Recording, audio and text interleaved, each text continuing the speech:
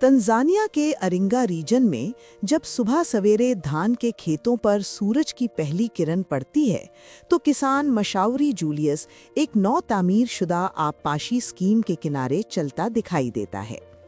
इस आबपाशी निज़ाम को मारूफ चीनी तामीराती कंपनी चाइना रेलवे जियांग चांग इंजीनियरिंग कंपनी यानी CRJE ईस्ट अफ्रीका लिमिटेड ने तामीर किया है। जूलियस मुसलसल बहते हुए पानी को देखता है जो उसके खेतों को जिंदगी बख्श रहा है। ये वो मंजर है जिसका वो कभी तसव्वुर भी नहीं कर सकता था। जूलियस ने साल तक गैर यकीनी बारिशों और आबपाशी के रवायती तरीक़ों पर इन्हिसार किया। उसे अपनी फसल के बारे में कभी तसल्ली नहीं रहती थी, लेकिन आज जब पानी नहर के जरिए बाकायदगी से बह रहा है तो इस बात ने उसे एक नई उम्मीद और एतमाद दिया है। उसने बताया कि इस मंसूबे ने पहले ही हमारी जिंदगियों को बदलना शुरू कर दिया है। पहले 1 एकड़ से 10 से 15 बोरी धान हासिल हो जाती तो इसे अच्छी पैदावार समझा जाता था, लेकिन अब हम 30 बोरी तक पहुंच रहे हैं और इससे भी ज्यादा की तवक्को रखते हैं। उसका ये उम्मीद अफजा रवैया अरिंगा आबपाशी मंसूबे के तीसरे और चौथे हिस्सों की बदौलत आने वाली तब्दीली की अक्कासी करता है, जो बड़ी मकुम्बोजी स्कीम का हिस्सा है।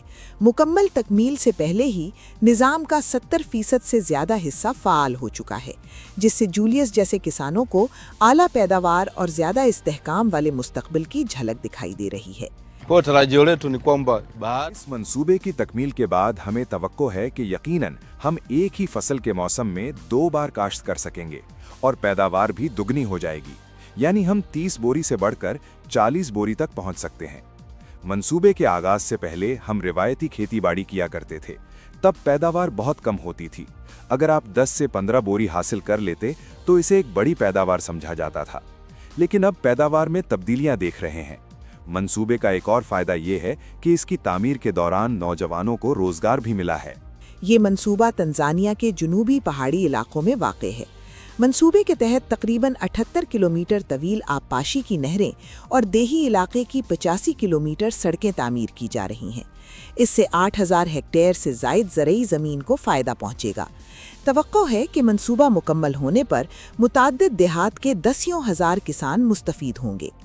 प्रोजेक्ट मैनेजर ज़ांग होंग ने शिन्हुआ को दिए गए हालिया इंटरव्यू में बताया कि हमने तमाम नहरों की खुदाई और सड़कों की तामीर मुकम्मल कर ली है। अब सिर्फ चंद ढांचे बाकी रह गए हैं। बारिशों के मौसम के दौरान मुश्किलात के बावजूद हमें यकीन है कि मंसूबा जल्द मुकम्मल हो जाएगा और इसे तंजानिया के हुक्काम के हवाले कर दिया जाएगा। मुझे यकीन है कि CRJE मुस्तकबिल में भी तरक्की और तामीर के शोबों में तंजानिया को अपनी ताकत और तवानाई फराहम करने का सिलसिला जारी रखेगा। पवागा डिवीजन में इस मंसूबे का असर पहले ही नुमाया महसूस किया जा रहा है, क्योंकि यहाँ ज़राअत ही लोगों के रोज़गार और माश का बुनियादी सुतून है।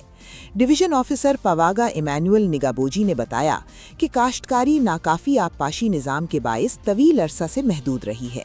उन्होंने कहा कि माजी में हम सादा और रवायती नहरों का इस्तेमाल करते थे जो ज़रूरत के लिहाज से काफ़ी नहीं थी, लेकिन अब तो ऐसे इलाके भी ज़ेरे काश्त आ रहे हैं जहां पहले कभी पानी नहीं पहुंचता था। पैदावार बढ़ रही है और मौक़े में इजाफा हो रहा है। मंसूबा एक बार मुकम्मल हो गया तो इसके बेशुमार फ़ायदे हैं। सबसे पहले तो ये नौजवानों के लिए मुआशी मौक़े के दरवाजे खोलेगा।